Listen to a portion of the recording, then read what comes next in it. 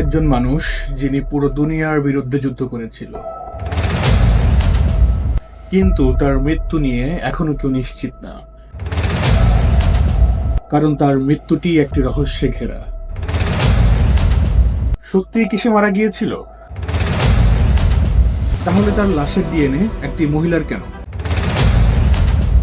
সেই সময় বলা হয়েছিল সে বাংকারে নিজেকে শেষ করার জন্য আত্মহত্যা করেছিল। সেই সময় সোভিয়েত সেনারা একটি পোড়া মৃতদেহ আবিষ্কার করে এবং তারা ডিক্লেয়ার করে যে এটি হচ্ছে হিটলারের মৃতদেহ।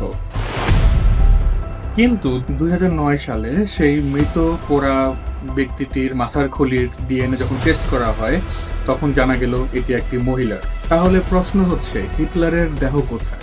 অনেকে বিশ্বাস করে সে সময় সে পালিয়ে যায় তার নাম ও পরিচয় গোপন করে আর্জেন্টিনাতে।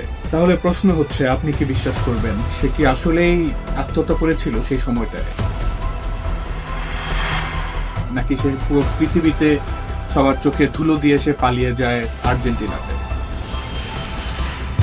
তাহলে কমেন্ট করে জানান, আর এরকম ধরনের রহস্যময় তথ্য পেতে লাইক এবং সাবস্ক্রাইব করে সাথে থাকুন। ধন্যবাদ।